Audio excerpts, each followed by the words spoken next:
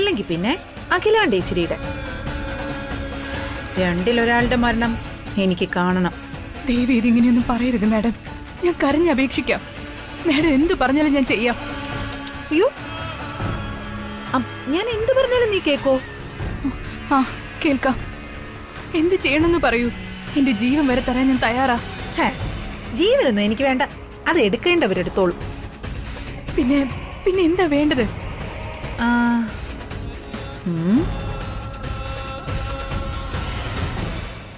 നീ എന്ത് പറഞ്ഞാലും ആനന്ദത് കേൾക്കുമല്ലോ. നീ ഒരു കാര്യം ചെയ്, അവനോട് നാളെ അതിരാവിലെ 8:30 എന്നെ വന്നൊന്ന് കാണാൻ പറ. എന്നിട്ട് എന്റെ കയ്യിലടിച്ച് സത്യം ചെയ്യണമെന്ന് പറയണം. അവൻ ഗംഗയെ മാത്രമേ താലി കെട്ടൂന്ന്.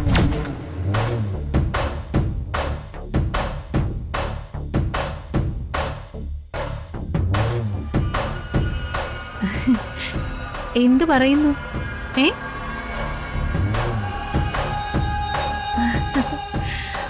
അങ്ങനെ ആനന്ദ് വന്ന് ഗംഗയെ കല്യാണം കഴിച്ചോളാം എന്ന് എനിക്ക് വാക്ക് തന്നാ പിന്നെ എനിക്കെന്ത് പ്രശ്നം? ഞാനൊന്നും ആരോടും മിണ്ടൂല. അതല്ല, അവൻ അതിന് തയ്യാറല്ല എങ്കിൽ അഖിലയുടെ ജീവൻ അങ്ങ് പൊലിയും, അതുറപ്പ്. നീ ആലോചിക്ക്. ഉറങ്ങിയില്ലായിരുന്നോ? ഞാൻ നിന്നെ കാണാനില്ലല്ലോ എന്ന് വിചാരിക്കുകയായിരുന്നു. വാ, വന്ന് ചേച്ചിയെ ആശ്വസിപ്പിക്കേ.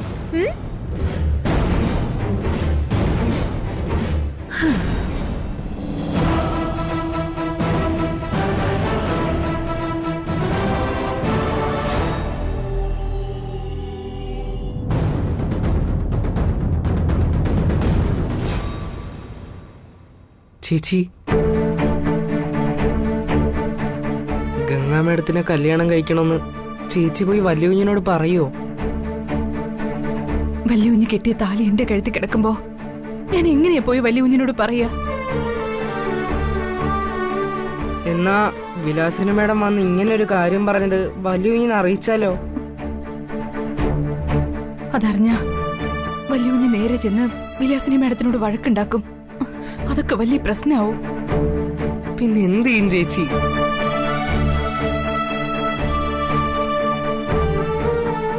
എന്നെ ഇന്ന് കാത്തു രക്ഷിച്ചിട്ടുള്ളത് എന്റെ വിളപ്പുറത്തമ്മയാ.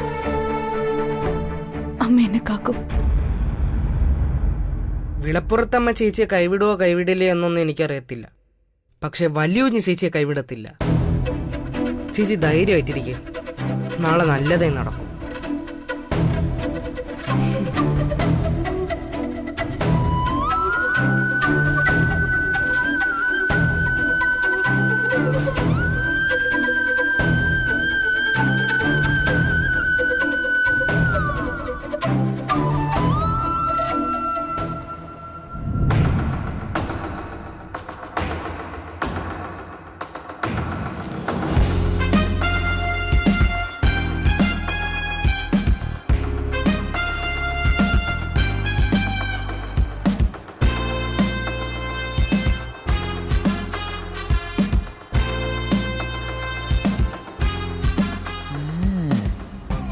സ്വന്തം രാജ്യം കത്തിയെരിയുമ്പോഴേ ഏതോ ഒരു ചക്രവർത്തി വീണ വായിച്ചതായിട്ട് കേട്ടിട്ടുണ്ട്.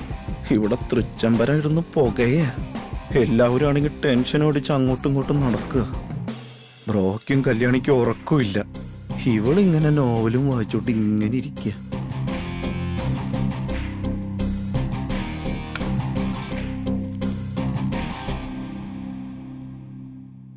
നന്ദനെ, നന്ദനെ, നന്ദനെ, എന്താ ഇത്? ഞാൻ ബുക്ക് വായിക്കുന്ന കാണുന്നില്ലേ? ഓ പിന്നെ, നോവൽ വായിക്കാൻ പറ്റിയ സമയമാണല്ലോ. ഇടി എന്തുവാടി ഇത്? ഇവിടെ എല്ലാരും കൂടെ ടെൻഷൻ അടിച്ച് നടക്കുക. നാളെ രാവിലെ ഇവിടെ എന്താ നടക്കാൻ പോകുന്നത് ആർക്കും അറിയൂല. നീ മാത്രം ഇങ്ങനെ കൂളായിട്ടിരിക്കുക. എടി, നിനക്കിതിൽ ഒരു ടെൻഷനും ഇല്ലേ? എന്തിനു ടെൻഷൻ? എനിക്ക് ഈ കാര്യത്തിൽ നല്ല ധാരണയുണ്ട്. പിന്നെന്തിനാ ടെൻഷൻ അടിക്കുന്നത്? ധാരണ ഉണ്ടെന്നാ? അതെ, നല്ല ധാരണയുണ്ട്. എന്റെ ദൈവമേ, ഇവളെന്തൊക്കെയാ പറയുന്നേ? ബ്രോയും കല്യാണിയും കല്യാണം കഴിച്ചത് ഇവൾ അറിഞ്ഞിട്ടുണ്ടാവോ?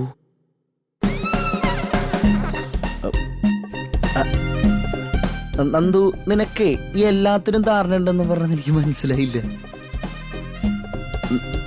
നിനക്കെന്താ അറിയാവുന്നേ? എന്തറിയാൻ, ഇവിടെ അഖിലാന്റി മുതൽ എല്ലാവരും ഒരേ കാര്യം ഓർത്ത് ടെൻഷൻ അടിക്കുന്നു. ആ ജോത്സ്യം പറഞ്ഞ കാര്യം, ആനന്ദിന്റെയും കല്യാണിയുടെയും ജാതകം ഭാര്യ ഭർത്താക്കന്മാരുടെ ജാതകമാണെന്ന്. നാളെ രാവിലെ 8:30 മണിക്ക് ഇവിടെ എന്തോ നടക്കുമെന്ന്. അതെ, അതന്നെ. എന്നാ കേട്ടോ, ആനന്ദിനെ കുറിച്ചും കല്യാണിയെ കുറിച്ചും എനിക്ക് നന്നായിട്ട് അറിയാം. അതുകൊണ്ടാണ് എനിക്ക് ടെൻഷൻ ഇല്ലാത്ത. എന്റെ നാരായണ, ഇവളെന്തൊക്കെയാ പറയുന്നേ? ബ്രോയെ കുറിച്ചും കല്യാണിയെ കുറിച്ചിട്ട് ഇവൾക്ക് നന്നായിട്ട് അറിയാന്നോ? ഒന്നും അങ്ങോട്ട് മനസ്സിലാവുന്നില്ല. ഇവളുടെ ഉള്ളിലിരിപ്പ് എന്താ? എടി, നീ എന്തൊക്കെയാ പറയുന്നേ? ആക്ച്വലി അതെന്താന്നറിയോ? അതെ, അവരുടെ രണ്ടുപേരെയും ജാതകം ഭാര്യ ഭർത്താക്കന്മാരുടെ ജാതകം എന്ന് പറഞ്ഞപ്പോ നിനക്കൊന്നും തോന്നിയില്ലടാ കുട്ടാ? എനിക്കെന്ത് തോന്നാൻ? എനിക്കതെല്ലാം അറിയാം.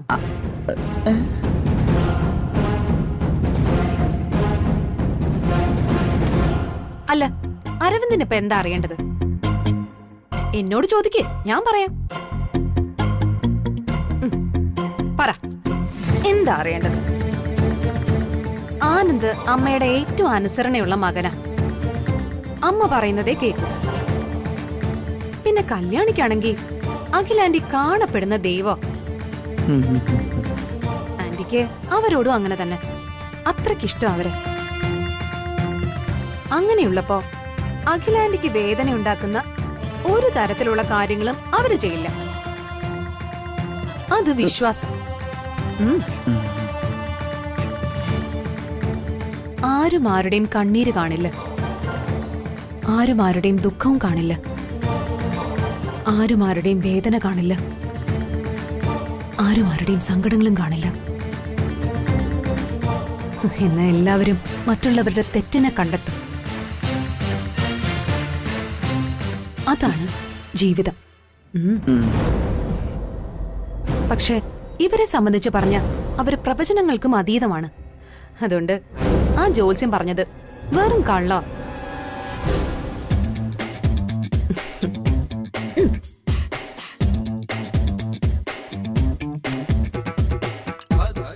ഇവളിത് എന്തുകൊണ്ടായി പറയുന്നേ? മനുഷ്യന് ഈ ടെൻഷൻ അടിച്ചിരിക്കുന്ന സമയത്ത് ഫിലോസഫി പറഞ്ഞുകൊണ്ട് കളിക്കുക. ഇത് കുഴപ്പമാണല്ലോ. ബ്രോയും കല്യാണിയും കുറിച്ച് ഇവളുടെ ധാരണ എങ്ങനെയാണെങ്കിൽ സത്യം പറയുമ്പോ ഇവിടെ എങ്ങനെ പ്രതികരിക്കും എന്റെ നാരായണ? കല്യാണി ഇവിടുത്തെ മൂത്ത മരുമകളായിട്ട് വന്ന ഇവളെ അംഗീകരിക്കോ? നീ എന്താടാ ആലോചിക്കുന്നേ? ഞാൻ പറഞ്ഞ നേരല്ലേ? കുട്ടം പറഞ്ഞത് 100% ശരിയാ. ഓ, എന്നാലും എന്റെ നന്ദനെ, നിന്നെ ഞാൻ സമ്മതിച്ചിരിക്കുന്നു കേട്ടോ. പുസ്തകങ്ങൾ ഇങ്ങനെ വായിച്ചു കൂട്ടുന്നതിന്റെ ഗുണേ നിന്റെ നാവിൽ ഇങ്ങനെ അനർഘ നിർകളായിട്ട് ഒഴുകയില്ലേ?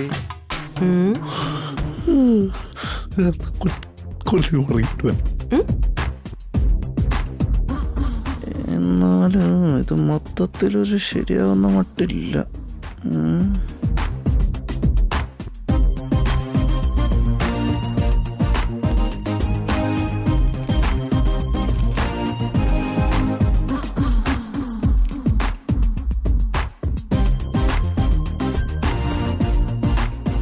എന്തോ ഉദ്ദേശിക്കുന്ന നാരായണ?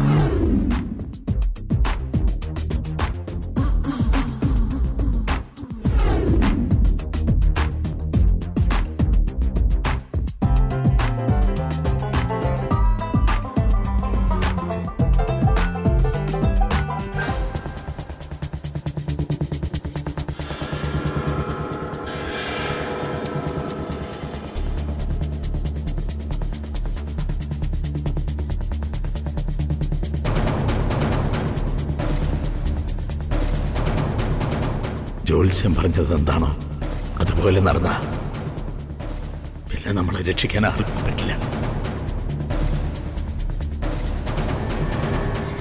നാളെ എന്റെ ടാർഗറ്റ് ഒരു ജീവനാണ്. അത് അടുക്കളക്കാരിയുടെ ജീവനാണെങ്കിലും അഖിലാണ്ടേശ്വരിയുടെ ജീവനാണെങ്കിലും അതല്ല നിന്റെ എല്ലാമായ ആനന്ദേട്ടന്റെ ജീവനാണെങ്കിലും ഒരു ജീവൻ എനിക്ക് വേണം.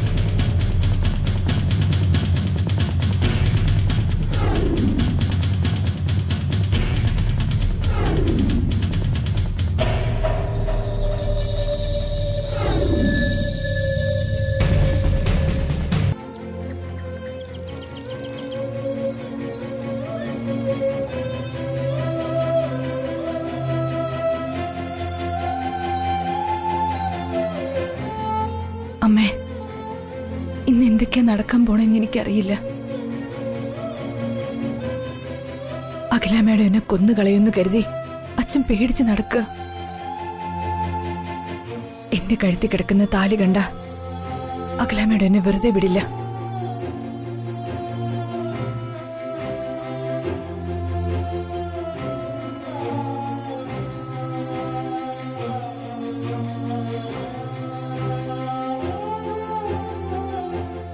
എന്നെ സ്വന്തം ജീവിതത്തിലേക്ക് ചേർത്തുകൊണ്ട് വല്ലുകുഞ്ഞ് കിട്ടിയ താലിയായത്. ഒരു പെണ്ണിന്റെ ഏറ്റവും വലിയ സൗഭാഗ്യം.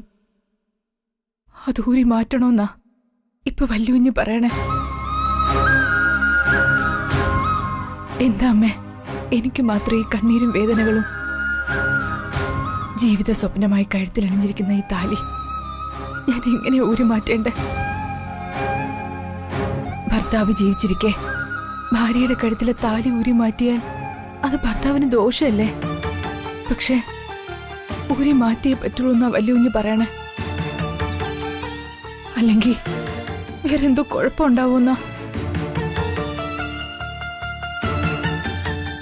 ഈ താലി ഞാൻ ഊരി മാറ്റുക. എന്നെ വല്യുകുഞ്ഞിനെ കാത്തോളേ.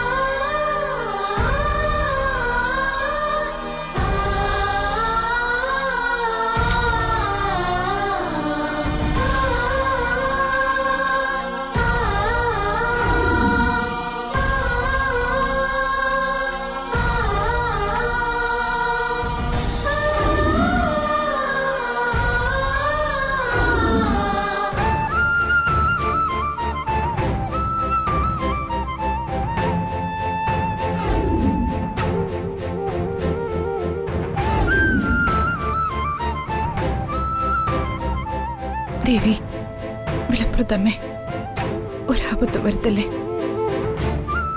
എപ്പോഴൊക്കെ ഞാൻ ഈ താലി ഊരി മാറ്റാൻ ശ്രമിച്ചിട്ടുണ്ടോ അപ്പോഴൊക്കെ ആപത്തും വന്നിട്ടുണ്ട്. ഇത്തവണ അങ്ങനെ വരല്ലേ. എന്റെ വല്യുകുഞ്ഞിനെ കാത്തോളേ.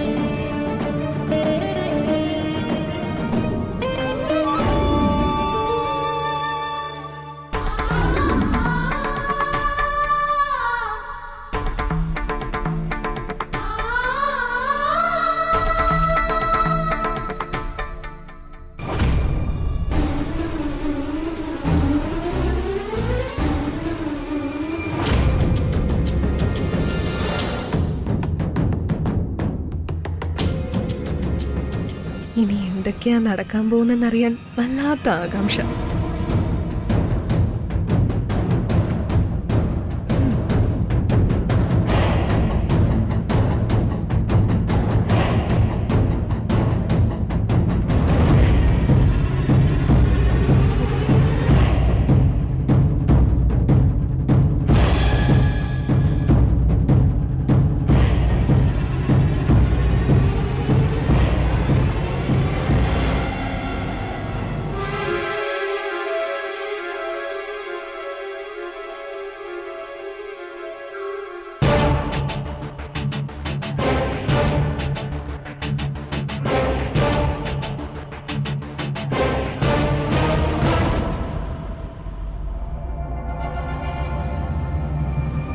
വേഗം വന്നേ, അവിടെ എല്ലാരും എത്തിയിട്ടുണ്ട്.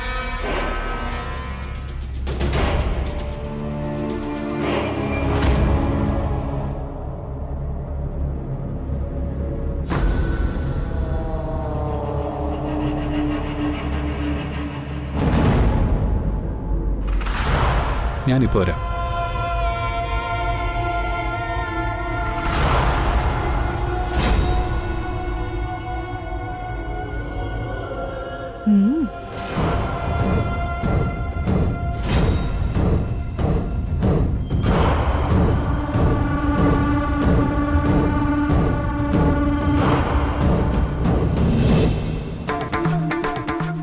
കല്യാണി, കല്യാണി. ആ ആ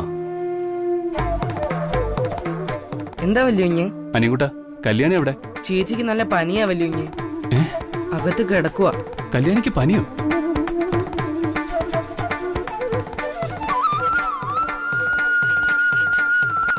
എന്തു പറ്റി?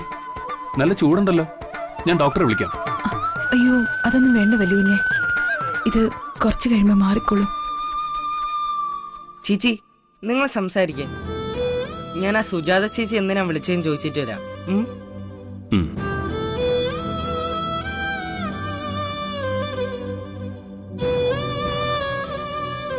വല്ലുവിനെ, എനിക്ക് എന്തോ വല്ലാത്തൊരു പേടി. ഇങ്ങനെ പേടിച്ച പനി കൂടും കല്യാണി.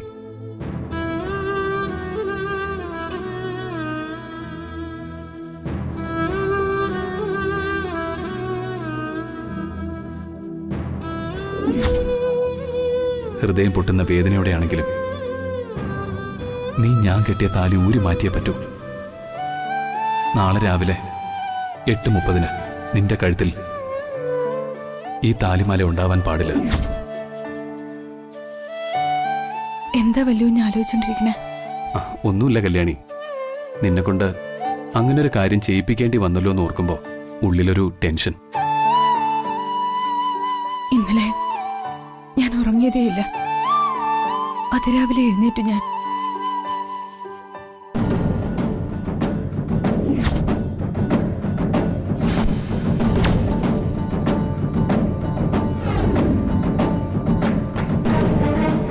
വല്യുവിന്റെ താലി വീണത് കല്യാണിയുടെ ഹൃദയത്തിലേക്കാ. അതൂരി മാറ്റാൻ പറ്റില്ല. ഈ കല്യാണി ഉള്ളൊരുക്കി പ്രാർത്ഥിക്കാം, ഒരബദ്ധം വരില്ല.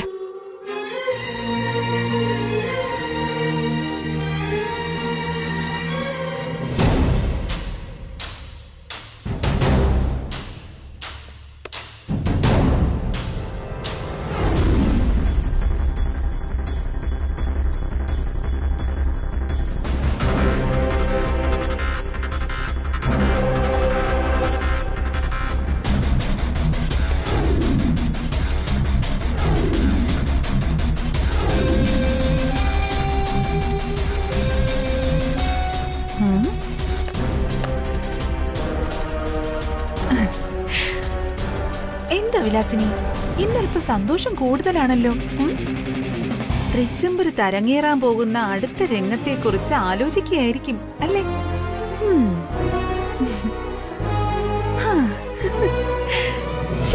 സങ്കൽപ്പിക്കുമ്പോ തന്നെ എന്താ ഒരു സുഖം. സമയം 8:30 ഘടികാര സൂചിയിൽ നോക്കി കാത്തിരിക്കുന്ന അഖിലാണ്ടേശ്വരിയും കുടുംബവും.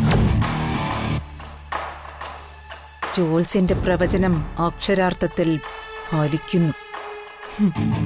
അടുത്ത നിമിഷം അടുക്കളക്കാരിയുടെ കഴുത്തിൽ മകൻ താലി കെട്ടിയിട്ടുണ്ടാകുമെന്ന് ഉറപ്പിക്കുന്ന അഖില രക്തദാഹിയായ ഭദ്രകാളിയായി മാറുന്നു.